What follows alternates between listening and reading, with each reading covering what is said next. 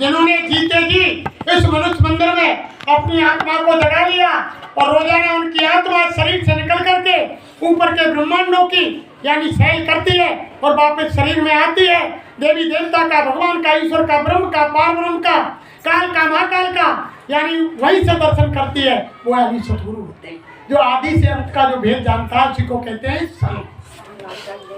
यानी रामायण में सारा भेद लिख दिया, बाल को आद और उत्तर कौन और जाने पूरा पूरा संत। यानी रामायण में कोई कसर नहीं छोड़ी। रामायण की आरती में 6 7 4 वेद 18 पुराण यानी सब जितने धर्मशास्त्र हैं सबन को, संतन को, ऋषि को, मुनि को, महात्मा को निचोड़ यानी सारा भेद रामायण में लिख दिया। रामायण की एक चौपाई को हम समझ जाए तो यानी हमारे जीवन का कल्याण हो गया। लास्ट में काकभूषण और गरुड़ का जब संवाद हुआ तो वह यही कहा काकभूषण ने गरुड़ से कि निज अनुभव में कहूँ खगेसा, मैंने हरे भजन न जाए कलेसा। मिटे जाए के बाद यानी बिना भगवान के भजन के जीवन के कलेसे को मिटने वाले देह धरे को ये फल भाई और सब तज राम भजिए राम सब काम। यानी मनुष्य शरीर का फल प्रेमियों यही है कि सब काम को त्याग करके भगवान का भजन यानी सारा वेद रामायण के अंदर लिख दिया। और देखो प्रेमियों, संत महात्मा छोटी मोटी शक्ति नहीं, ये बहुत बड़ी शक्ति है, छोटे मोटे नहीं होते। देखो इनका अगर एक वचन भी कोई भाई में अगर इनका हृदय में धारण कर ले तो यानी संसार से उनकी मुक्ति हो जाए। ये छोटी मोटी ताकत तभी तो यानी गुरु भगवान से बड़ा तभी तो बताया है। जब सुतीक्षण भगवान राम लक्ष्मण को और अगस्त मुनि के आश्रम पर ले गए तो सुतीक्षण महाराज ने यही तो कहा कि गुरु गोविंद दो खड़े और किसके लागू पाए और बलिहारी गुरु की जो गोविंद दियो। यही सहजो भाई ने कही कि राम तजू पर गुरु न विसारू और गुरु के सब हर को न निहारू और हर ने बोते आप छुपायो और गुरु ने मोकू भेद। यानी भेद को बताने वाला, परमात्मा को मिलाने वाला, परमात्मा से आत्मा को मिलाने वाले यानी सतगुरु होते हैं प्रेमियों। अगर भगवान रूठ जाएगा तो गुरु को हस्तियां बना सकती है, अगर गुरु रूठ गए तो परमात्मा की हस्ती नहीं जो उनको। तभी तो रामायण में कहा जब भगवान राम रावण को मार के जब घर आ गए तो माँ कौशल्या को संदेह हो गया कि इतने यानी 20 भुजा 10 शीश वाले राक्षस मेरे यानी छोटे से राम और लक्ष्मण ने उनको कैसे मारा। तो राम से पूछा तो माँ कौशल्या से राम ने यही कहा कि कुल यानी गुरु वशिष्ठ कुल पूज हमारे और तिनकी कृपा धनुज सब। यानी गुरु वशिष्ठ है कहा हमारे कुल के पूजनीय हैं। माँ मैंने कुछ नहीं किया, इनकी दया से ही मैंने उनका सन्मान। तभी तो कहते हैं कि राम कृष्ण से कौन बड़ और जिन्ने हूँ गुरकीन और 3 लोक के अधिपति और गुरु आगे यानी वो गुरु किया गया। गुरु वो चीज होती है प्रेम। देखो अगर इनकी एक बात को भी मान ले तो आदमी के जीवन का कल्याण हो जाता है। देखो मैं आपको बताऊं, किसी महात्मा ने एक यानी जिम्मेदार किसान से कहा, महात्मा अचानक गांव में आ गए तो महात्मा बोले किसान से कि भैया तुमको ये मनुष्य शरीर रात दिन यानी खेती बाड़ी कमाई बाल बच्चों और घर मकान की देखभाल के बच्चे पैदा करने के लिए नहीं मिला है, ये भगवान के भजन के लिए मिला है। तुम बैठ करके 2 मिनट भजन कर लिया करो। कि बाबा भाई मेरे पास समय भजन करने को मेरे समय ना कभी भजन करूँ कैसे वो समय। अरे क्या तू इतने तो कर लेकर के मंदिर में जाके और ढोके दिया कर। अरे के बाबा मंदिर में जाए कोई समय होता तो मैं भजन ही कर लेता। तो बातें बहुत कही कि तू घर में बैठ के रामायण को पाठ कर लेकर के बाबा वो कुछ एक समय कहाँ तो बता तू क्या कर सके, तू ही बता। तेरी मर्जी से तू हमारी बातें ना मान रहा तो तू ही बता तू क्या कर सके। कोई काम है तू दृढ़ निश्चय कर ले कि मैं जब तक यह काम नहीं कर लूँगा जब तक भोजन नहीं कर। तो मान के बाबा एक काम तो मैं कर सकूं कि मेरे पारोस में एक प्रजापति है कुम्हार है, वो मेरी छत के छत लग रही है, मैं बा के रोजीना दर्शन करके और बा को यानी शकल देख के जब भोजन कर सकूँ। अब महात्मा बोले कि चल तू यही बात है मान, जो तेरो मंत्र है तू यही मान ले, चल कोई बात ना, या काम है तो कर ले लो कि मान के यही काम है करो। और रोजीना प्रेमियों वो उसके मकान अपने मकान पे चढ़ जाए और वो बेचारो के तो माटी कूट तो मिले, के बर्तन बनाए तो मिले, के कुछ ना कुछ कर तो मिले, बाको दर्शन करो, वो घर में उतर के रोटी खाई और अपने काम काज को। अब एक दिन क्या हुआ प्रेमियों, बाबू बेचारा प्रजापति बाकी मट्टी खत्म हो गई, अब एक दिन मट्टी ले गए झटू मार चले गो खदाने, मट्टी ले गए खदाने में चले गो। अब वो किसान बेचारो छत पे चढ़ो तो देखे तो बाबू घर पे ही नहीं, कुमार घर पे नहीं। तो मैंने पूछी कि आज वो कहाँ हो प्रजापति, मान के वो तो खदाने में गए हो। अरे मान के महात्मा के सामने मैंने संकल्प लिया हो, बाकी दर्शन नहीं करोगे तब तक रोटी नहीं खाओ। अब वो दौड़ो मैं जंगल में पहुंचे जाऊँ, खदाने में मट्टी खोद रहा हूँ। अब मट्टी खोद रहा तो अचानक वह खदाने में वो ऐसे कोड़ो है गो कि एक यानी मोहर सरपीन को भरो और वहाँ में एक मटका निकल आया। अब मटका निकल आया तो ऊपर जैसे वो आया प्रजापति वन देख तो नहीं, कोई वो देख तो ना रहा। जब वो बाहर वहाँ गड्ढा में से निकल के ऊपर आया, चारों ओर देख रहा हूँ, इतने में वो दूर थे किसान पहुँच गो। अरे मान कही कि दिखो भैया दिखो, वो कह रहा दिखो जब उल्टो लौट दो। अब बाने समझी प्रजापति ने कि यार मालूम पड़ गई, यानी मेरो माल देख लिया, माल देख लिया। मान के भैया लौटे आ जा, यानी क्या बात है कि भैया लौट गया। अरे किसान वापस अब बात देख भैया गाँव की जो मतीना तेने देख लियो तो आधो ले। मान के भैया का चीज है ऐसी, का चीज है कहते तू कहते रहो कि देख लियो मान की का चीज है कि देगा खदाने में भैया माल निकलो आधो तू ले जा रहा। जब दोनों ने आधो करके ले आए, जब वो किसान सोच लो कि ये तो मैंने मन चाहो भर लियो महात्मा पे थे, अगर महात्मा की एको बातें मान जाता मैं तो मारा मारेगा। ये तो मेरी मर्जी को मान लियो, मेरी मर्जी से मंत्र लियो, अगर महात्मा के मंत्र में मान जाता तो क्या हो जाता। तो वो शक्ति होती है प्रेम। देखो मैं आपके लिए बताऊं कि धन्ना जाट जो आपने नाम सुने होगो, ये हमारे राजस्थान के टोंक जिले में हुए धन्ना भगत जो भजन में गाते हैं कि धन्ना भगत को खेत बीज में कैसे। तो देखो धन्ना भगत बहुत बड़े भगत हुए, जिनके पास जमीन थी, खेती का काम करते थे। एक दिन खेत में हल चला रहे थे, अचानक एक महात्मा आ गए, रास्ते के सारे खेत था। तो महात्मा ने आंख बंद करके देखा कि ये तो बड़ी पुण्यात्मा है, ये तो भगवान का रास्ता इनको नामदान देने लायक आत्मा है। फिर महात्मा मुड़ गए और धन्ना के पास एक पेड़ के नीचे आए।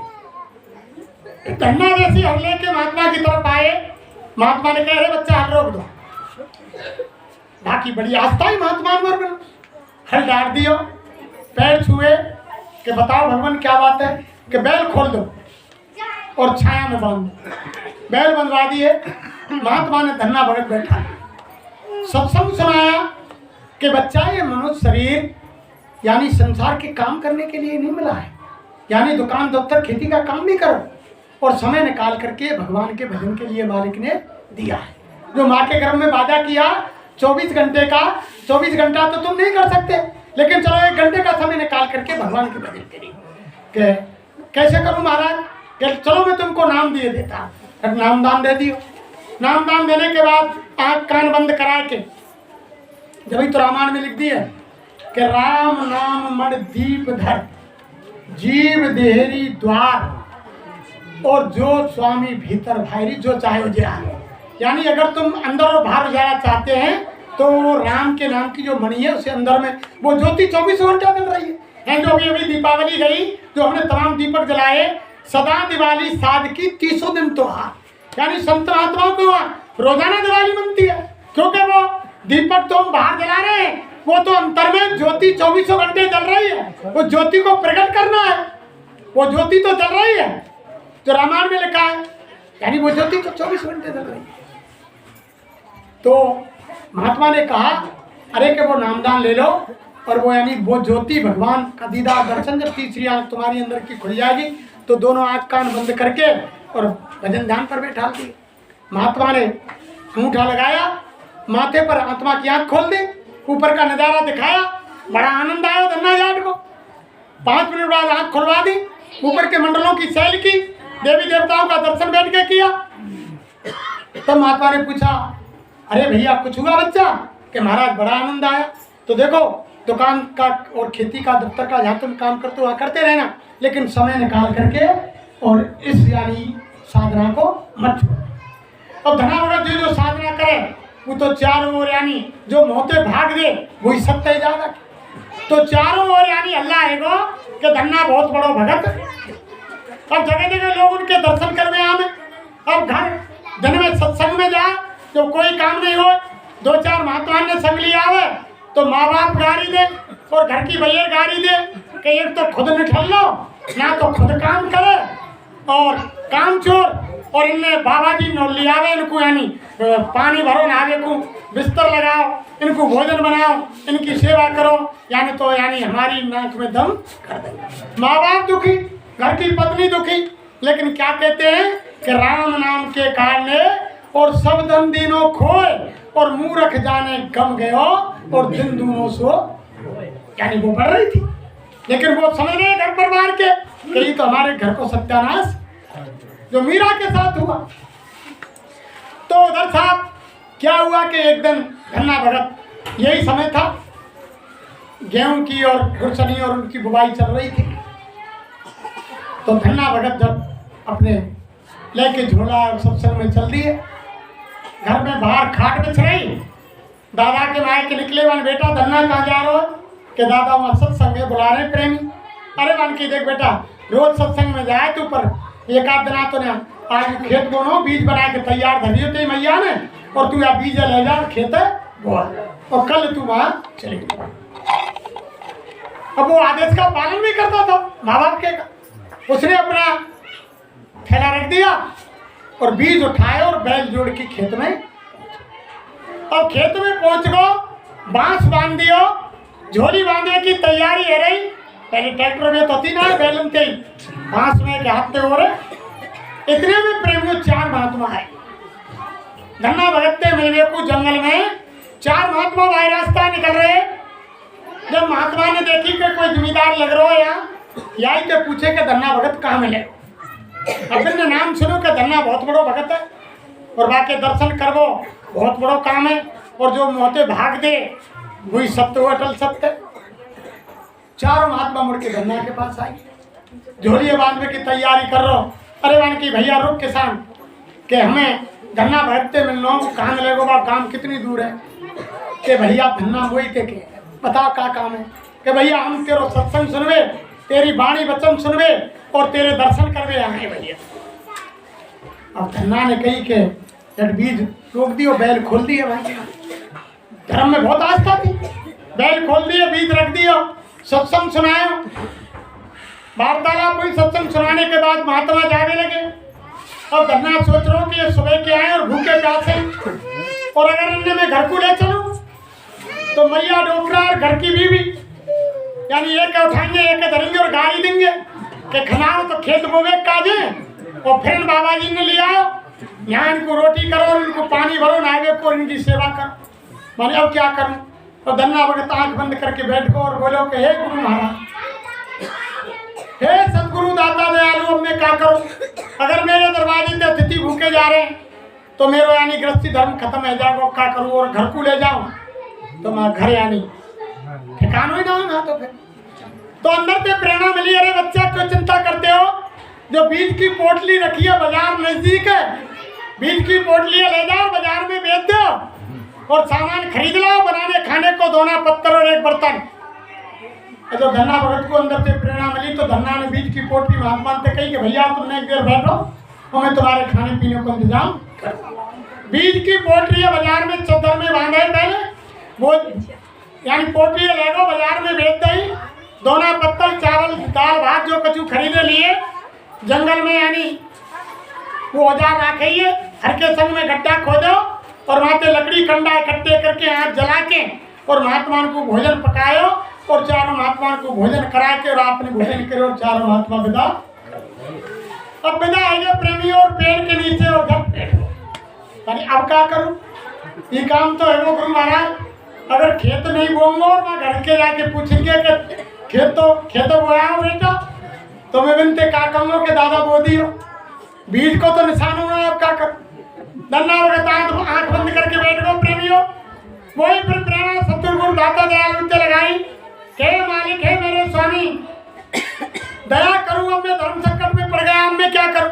अरे के बच्चा, नाम बोल करके जितनी तुम्हारा बीज का वजन था इतनी बालू खेत से उठाओ, मिट्टी उठाओ, पोटली बांध लो और बैलन में चालू करके और बांस में बालू बो दे। धन्ना भगत ने पूरा खेत कुड़ी काट दी प्रेमी, पूरे खेत में खेत की बालू बो दी। अब वो के हरे खोल के और शाम को घर आए। दादा बोलो कि बेटा धन्ना, अरे हाँ दादा, ये खेत बुगो, हाँ के दादा बुगो, मन की बीज कहना तो दादा थोड़ो परो ना ज्यादा लियो, बिल्कुल फिक्स करो। मन की बच्चा, मन की बेटा खूब बुगो, मन की बढ़िया बुगो, आराम से दुख दुखी हुई और रोजीना भजन करे। धन्ना कहे दादा दे मेरी कैसे लाग रहेगी। अब वह खेत में प्रेमियों बिना बीज के और वहां में फसल,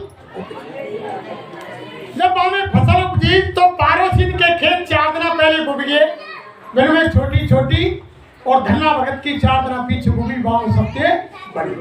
अब पड़ोसी देख जाए खेतन में और धन्ना के दादा ते कहे कि दादा तेरे ऐसी कौन सा बीज लाया तू अब के, जो हमने 4 दिन पहले बोया वो छोटो तेरे खेत लहरा रहा। अब धन्ना भगत बैठो भीतर चाहे मान के मेरी शिकायत दादा ते कर रहे, तेरे खेत में ना दानो बोया और ना दानो उगे। ये तो जो कह रहे हैं कि बाप बेटा में झगड़ा हुआ। अब 1 आयो, 2 आयो, 4 आए, सबन ने यही कही। जब धन्ना कछु विश्वास भयो बन के फसल उगी तो नहीं के तो दाता दयालु की व मालिक की दया है वो सतगुरु महाराज। तो धन्ना भगत गए खेत पे, देखा तो लहर धन्ना ने यानी पूरा उसका हृदय गदगद है गो और खुशी से कहने लगे वाह मालिक वाह दयालु। घर आए, घर आकर के दादा से कही कि दादा तू खेत देख क्या वास्तव में जो पड़ोसी कह रहे हैं ऐसी फसल का खेत में ना जैसी हमारे खेत में। अब दोनों दादा अम्मा डंडा लेके खेत में गए तो वास्तव में फसल डाली। मान की बेटा हर साल बोए पर ऐसी फसल ना हुई, आपकी कैसी भई है? मान दादा साची बता दूं, मान अब कछु गड़बड़ी है क्या में? मान की दादा गड़बड़ी तो पूरी है में। मान की कैसे कि मैं नाये बीज को दानू बोयो तो मान की फसल कैसे हुई गई? कि ये तो मेरे गुरु महाराज की दया, उस मालिक की मर्जी। तो बीज कांगो बेटा कि वो 4 महात्मा आगे दादना में तैयारी कर रहा हो, मैंने घर को ला तो तुम एक डंडा उठाते हो, एक धरते गाली देते, घरवाली गाली देती और अम्मा देती और दादा दे तो या के बारे मैंने भाई बीज बाजार में बेच के और इनकी सेवा में। फिर बेटा कि मैं बैठकर गुरु महाराज से प्रार्थना करी। उन्होंने कही कि बेटा खेत में ते बालू उठा, इतनी पोटली बना खेत में बो दे। मैंने पूरे खेत में बालू बो दी और वो बालू को ही यानी फसल लहर जब यानी दादा और अम्मा बोले कि बेटा धन्य हो ऐसे सतगुरु दाता दयालु के पास जिन्होंने हमने आज तक उसकी निंदा की और उन महात्माओं को कोसा कि इन बाबा जी ने रोज लिया और उनकी सेवा करें और इनको पानी भरे खाना बनाने। ये उन महात्माओं का और सेवा का ही फल है बेटा, और ये तुम्हारे गुरु की भक्ति है। चलो ऐसे सतगुरु के पास हमें भी ले चलो। प्रेमियों सारा परिवार गया और सतगुरु के चरणों में गिर गया, सत्संग सुना और नामदान लिया। आज उसी धन्ना जाट का पूरे इतिहास में नाम प्रेम से बोलो जय। ऐसे होते हैं जहाँ तुम्हें याद करेंगे वहाँ हर जगह मदद। आज ही तुम जिन्होंने नामदान ले रखा है किसी से जिसकी भक्ति करते हो उसकी करो, कोई बात नहीं, लेकिन जगुरुदेव नाम का स्मरण भी करो। और जिन्होंने नामदान नहीं लिया आज शाम को ही मालिक के दरबार में संकल्प लो। जैसे हम शरीर रक्षा के लिए 3 समय भोजन करते हैं, सुबह नाश्ता, दोपहर भोजन और शाम को फिर भोजन। और शरीर की कीमत आत्मा के पीछे है। आत्मा को भोजन आज तक हमने नहीं दिया, तो आत्मा के भोजन के लिए आज संकल्प लें कि हम समय निकाल करके 10 मिनट, 20 मिनट, 1 घंटा, 8 घंटा रोजाना भगवान का भजन करेंगे। आज संकल्प ले सभी माता बहन देवियाँ, हमारे बुजुर्ग नौजवान भाई लोग, ये असली काम है हमारा। आज तक तो हम दूसरे का काम कर रहे थे, आज हम अपना असली काम करने के लिए यहाँ आए। आज हम जीवन में असली काम करने के लिए आए, अब तक तो हमने दूसरे का काम किया। आज संकल्प ले लो और आत्मा के भोजन के लिए भजन करो। और यानी तुम शाम को जब सो माला हो माला ले लेना, और माला नहीं है तो 10 मिनट 20 मिनट आध घंटा जितना तुमको समय मिले गुरु महाराज की तस्वीर जिन भाई बहनों के पास हो कोई बात नहीं, लेकिन हम तस्वीर लेकर आए हैं और गुरु महाराज के साकार के पर्चे हैं, भविष्यवाणियों के पर्चे हैं जो मुफ्त में लेंगे, कोई पैसा नहीं, आप ले लेना जिन भाई बहनों को चाहिए।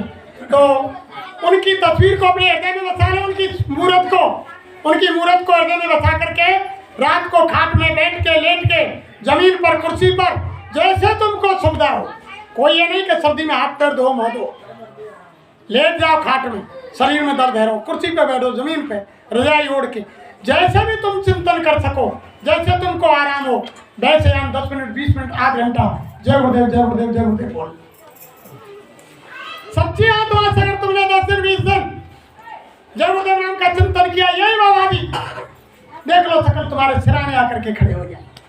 किसी माता बहन देवी के पास आकर खड़े होंगे, कहेंगे सिर पर हाथ रख करके, अरे बच्ची तुम भजन करना चाहती हो, खड़ी हो, नाम ले लो, गुरु दीक्षा ले लो, मैं तुमको देता। किसी भाई के पास आएंगे, कहेंगे अरे बच्चा तुम भजन करना चाहते हो, लो नाम ले लो, खड़े हो जाओ, मैं तुमको नाम लेना चाहता हूँ। ये ऐसे बाबा जी, जब तुम सच्ची आत्मा से जय गुरुदेव बोलोगे तो ये मिलेंगे। ऐसी चीज नहीं, ये पागल नहीं है जो यानी अपना घर परिवार गाड़ियों में पेट्रोल भराते हैं, यहाँ संसार की कोई भी यानी परवाह नहीं करते हैं। कोई घर परिवार यानी समाज के नाते रिश्तेदार कोई ताना दो, कोई कुछ भी करो, लेकिन ये बाबा जी के दीवाने, हम लोग हैं ऐसे दीवाने, दुनिया को झुका कर मानेंगे। और फिर भक्ति कैसी होती है ये पाठ पढ़ाकर, यानी ये तो बाबा जी के बंदे हैं। ये यानी हम आपसे कोई रुपया पैसा कोई नोट मांगने नहीं आए प्रेमियों, हम तो आपको हमारे गुरु महाराज का जो संदेश है, असली संदेश है, वो सुनाने के लिए आया। और देखो इन्होंने कहा प्रेमियों, अब आप आ जाओ कि हमारे गुरु महाराज ने घोषणा की है कि कलयुग में कुछ हजार वर्ष के लिए कलयुग जाएगा और कलयुग में कुछ हजार वर्ष के लिए सतयुग आएगा। जब सतयुग आएगा तो क्या होगा? हमारी रामायण कह रही है कि सतयुग सब योगी विज्ञानी और कर हर ध्यान करें भव, यानी सतयुग के अंदर सब ध्यान भजनानंदी सभी यानी योगी होंगे। तो पहले धरती पर क्या होगा सतयुग आने से पहले कि कहीं जय गुरुदेव पुकार, जमाना बदलेगा, प्रजा बहुत मरेगी जग में और लाशें पड़ी सड़ेंगी घर घर में, उठाने वाले मिलेंगे ना यार, जमाना। इसलिए तो बाबा जी कह रहे हैं कि बाबा जी तो बचा रहे हैं और शाकाहारी हो जाओगे तो बीमारी से बच जाओगे। स्वयं महाराज कह रहे हैं कि ऐसा परिवर्तन होगा। और अभी क्यों हो रहा है? देखो सतयुग के अंदर जब हिरण्याकश्यप और हिरण्याक्ष हो गए, उस समय बीच में कुछ समय के लिए कलयुग आ गया। ऐसे ही त्रेता के अंदर रावण, कुंभकर्ण, मेघनाथ जैसे राक्षस तमाम, मारी, ताड़का, सुबाहु, त्रिजटा ऐसे राक्षस जब हो गए तो उस समय यानी कुछ समय के लिए त्रेता में कलयुग आ गए। ऐसे ही द्वापर में कंस, दुर्योधन जैसे राक्षस, जरासंध जैसे राक्षस हो गए तो उस समय यानी कलयुग आ गया कुछ समय के लिए। ऐसे ही कलयुग में कुछ समय के लिए कलयुग जाएगा और कलयुग में ही कुछ समय के लिए सतयुग आएगा। कलयुग समाप्त नहीं होगा, बीच में ही आएगा। अभी तो कलयुग का यानी चौथा चरण भी खत्म नहीं हुआ, अभी तो मात्र 5,500 वर्ष हुए हैं कलयुग को, और कलयुग की उम्र है 4,32,000 वर्ष। अभी से अभी तो यानी 4,26,000 वर्ष बाकी। लेकिन जो काम प्रेमियों ध्यान से सुनो, महात्मा कह रहे हैं ये काम यानी युग के अंत में होते हैं। बुरे काम जैसे सतयुग के अंत में हुए, हिरण्याकश्यप हुए, और त्रेता के अंत में हुए, द्वापर के अंत में हुए।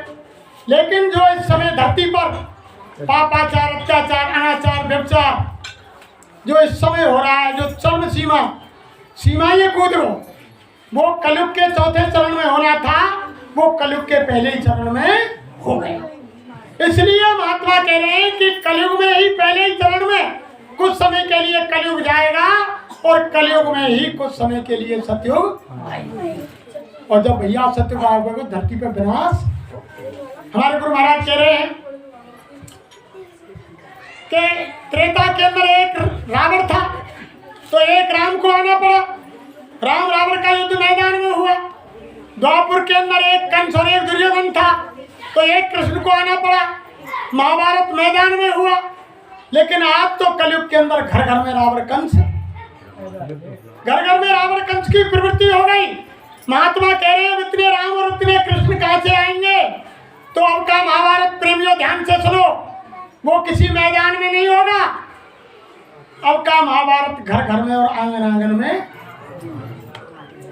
तभी तो बाबा जी कह रहे हैं कि लाशें पड़ी सड़ेंगी घर घर में, उठाने वाले मिलेंगे ना यार, जमाना प्रजा बहुत मरेगी जग में। यानी स्वयं महाराज कह रहे हैं कि ऐसा परिवर्तन होगा जो लोगों के दिल दिमाग में नहीं है। वो कुदरत माँ, वो भगवान हमारे तुम्हारे कार्य यानी कलापों से नाराज खड़ी हुई है। वो तो सजा देना चाहती है, डंडा लेकर तैयार है, लेकिन महात्मा रोके हुए हैं कि और रुक जाओ, अब के और समझा लेने दो। अगर मनुष्य शरीर चला गया तो फिर ये मिलने वाला नहीं। जैसे भगवान कृष्ण ने 3 बार जाकर के दुर्योधन को समझाया, अरे भैया दुर्योधन, ये पांडव तुम्हारे भाई हैं, इनका आधा हक मांगता है, आधा दे दो। दुर्योधन ने कहा कि आधा क्या चले, इनके लिए कोई भी जगह स्थान नहीं है। दूसरी बार गए कि भैया 5 गांव ही दे। योगेश्वर कृष्ण को मालूम थी कि ना जमीन को कौरव भोग रहे हैं ना पांडव भोग रहे हैं, दोनों का सर्वनाश हो रहा है और जमीन यहीं रह रही। इसलिए तीसरी बार दोबारा गए, तब गया कि भैया 5 गांव ही दे दो दुर्योधन। जब दुर्योधन ने कही, अरे कृष्ण 5 गांव की क्या चला, एक सुई की नोक टिके इतनी जमीन पांडवों को। फिर तीसरी बार गए, वो देख रहे थे कि खून की नदी बह रही है महाभारत के अंदर, लाशों के ऊपर लाशों का बिछोना हो रहा है, ना कौरव बच रहे हैं ना पांडव भोग रहे हैं। तो फिर तीसरी बार गए कि भैया दुर्योधन विचार करो, कुछ भी दे दो, जो तुम्हें भाई सो दे दो। तब दुर्योधन ने क्या कहा, अरे दुशासन, अरे सिपाहियों बांध दो योगेश्वर कृष्ण को, ये पांडवों की हिम्मत लेकर के आता है। यानी भगवान को नहीं पहचाना, रस्सी लेकर के बांधने के लिए भगवान को चलती। तब क्या कहते हैं कि जब नाश मनुष्य पर छाता है, पहले विवेक मर जाता है, विनाश काले विपरीत। तब भगवान ने कहा कि अब इनका विनाश का समय आ गया, इनकी बुद्धि उल्टी हो गई। तब महाभारत हुआ प्रेमी। इतना समझाने के बाद तो वही काम गुरु महाराज कर रहे हैं, जो काम यानी आज से 40 साल पहले होना था धरती पर, गुरु महाराज ने समय को आगे बढ़ाया।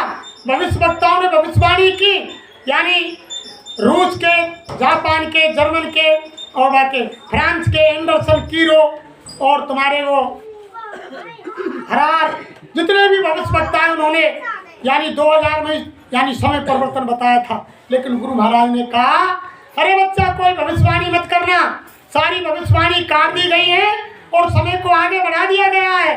तो यानी महात्मा रोके हुए स्वयं महाराज कह रहे हैं कि ऐसा परिवर्तन होगा जो लोगों के दिल दिमाग में नहीं है। रात को सोएंगे जब कुछ और सुबह जगेंगे जब कुछ, यानी रात को जब सो जाएंगे जब, ऐसा कह रहेगा कि गांव के गांव खाई। तब सूरदास जी ने अपने पद में लिखा है, सूरदास जी महाराज जो यानी उत्तर प्रदेश और हरियाणा की बॉर्डर सी गांव है यहाँ छोटा सा, उसमें उनका जन्म हुआ। उन्होंने अपने सूरसागर में लिखा कि रे मन धीरज क्यों ना धरे और सम्मत 2000 के ऊपर है सो योग परे। पूरा पश्चिम उत्तर दक्षिण 14 काल फिरे, अकाल मृत्यु जगमाई व्यापे प्रजा बहुत। अरे मन धीरज क्यों ना, ऐसा हो अकाल मृत्यु होंगी तब। फिर क्या होगा, सहज वर्ष लग सत्यु आवे और सुख की दशा फिरे, स्वर्ण फूल बन पृथ्वी फूले, धर्म की बेल बढ़े, काल व्याल से वही बचेगा जो सतगुरु ध्यान धरे। और सूरदास ये हर की लीला तारी नहीं अरे मन धीरज क्यों ना। फिर दूसरा पद लिखा, ये काम तो 56 में होना था प्रेमी। सूरदास ने तो 56 की लिखी और अब कौन सी चल रही है 79। 56 और 79 कितना अंतर है वो, यानी 23 साल को 56 की लिखी सूरदास जी ने। दूसरे पद में लिखी है कि रेमन धीरज क्यों ना धरे, सम्मत 2000 के ऊपर 56 वर्ष चढ़े, माघ मास संवत्सर व्यापे सामन ग्रहण पड़े, और एकादशी को नक्षत्र 6 हो, अरक्कू चंद्र चढ़े, उड़ विमान जावे अंबर में ग्रह ग्रह युद्ध, मारुत विष फेंके जग में प्रजा बहुत, 2-10 कोस सिखा हो जाकी कंठ को तेज मरे, और काल व्याल से वही बचेगा जो सतगुरु ध्यान। और सूरदास ये हर की लीला तारे नहीं। अब इसका भावार्थ है कि ऐसा होगा, हमारे बुजुर्ग तो कह दें कि एक पक्ष दो गहना राज मरे के सेना, और अब का उन्होंने ना राज रहे ना सेना। एक पक्ष दो गहना, ना राज रहे ना सेना। अब दोनों का रहना, एक तो गहन परी लियो मावस को, परसों के दिन फिर पुण्यों को गहन। समय इतना विकराल आया तो सूरदास ने सलाह दिया उसमें कि जब विश्व युद्ध होगा प्रेमियों, ये हमारे गुरु महाराज ने भी कहा, जब विश्व युद्ध होगा, जब चीन पाकिस्तान भारत के ऊपर कीटाणु बम जहरीले गैस के बम डालेंगे, जब वो भारत में आकर फटेंगे, सांस में जहरीली यानी हवा अंदर जाएगी, खड़े खड़े इंसान धड़ाम से जमीन पर गिरेंगे और लाशों का बिछैया। तो उसमें क्या कहा कि उड़ बीमार अंबर में जावे ग्रह ग्रह युद्ध करे, और मारुत विष फेंके जग में, हवा में जहर मिल जाएगा, मारुत विष फेंके जग में प्रजा बहुत मरे, और 2-10 कोस सिखा हो जाए कंठ को तेज, यानी 12-12 कोस पे, यानी इंसान दिखाई देगो, दियो दिखाई देगो, आदमी आवाज लगावेगो तो आवाज नहीं सुन पावे। 12 कोस को बैठे, यानी 36 किलोमीटर। फिर हमारे गुरु महाराज मन से बोले, ये तो सूरदास की वाणी है। अरे बच्चा, सूरदास लिख गए कि 12-12 कोस पे दीपक दिखाई देगा, आदमी से इंसान नहीं मिलेगा। गुरु महाराज बोले, मैं बता रहा हूँ बच्चा, 20-20 कोस पे दिया दिखाई देगा। ऐसा समय है, इतना भयंकर समय, यानी सामने आएगा जो लोगों के दिल दिमाग में नहीं है। इसलिए महात्मा यानी बताना चाहते हैं, गुरु महाराज ने कहा, वैसे संसारिक दृष्टि से मेरी शादी नहीं हुई, कोई मेरा बाल बच्चा नहीं है जिसके लिए मैं मोह ममता करूं, लेकिन गुरु महाराज ने कहा यानी आध्यात्मिक दृष्टि से, भगवान की दृष्टि से जितने भी बैठे हैं मैदान में, लाखों की भीड़ थी आश्रम पर, जब गुरु महाराज ने कहा कि ये सब मेरे बच्चे बच्चे हैं और मैं इनको दुखी देखना नहीं चाहता। इसलिए महात्मा तो दयालु होते हैं, यानी अवतार 2 प्रकार के होते हैं प्रेमियों, एक काल अवतार और एक दयाल अवतार। काल अवतार जैसे भगवान राम आए, भगवान कृष्ण आए, वो यानी निमित्त अवतार आते हैं। संत निमित्त अवतार होते हैं, वो तो अपना समय सीमा में आते हैं, वो यानी लोगों को समझाते हैं, नहीं मानते तो हथियार उठाते हैं, वो मार काट करके और राक्षसों का विनाश करके और धर्म की स्थापना करके भक्तों की रक्षा करके चले जाते हैं। लेकिन संत महात्मा मार काट में विश्वास नहीं रखते हैं, वो हमेशा दया ही करते हैं। यानी कर्मों की माफी प्रेमियों इन संत फकीरों के दरबार में मिलती है, भगवान माफ नहीं करता है। 3 बज गए, समय होगा तो बता दे, मैं तो बंद है जाऊँ, और तुम कहेंगे 6 बजे तक बोलता रहो, 6 बजे तक बोलता रहो, आधे घंटा मैं कुछ ना बोलो, इनकी दया का खेल क्या बोलवा।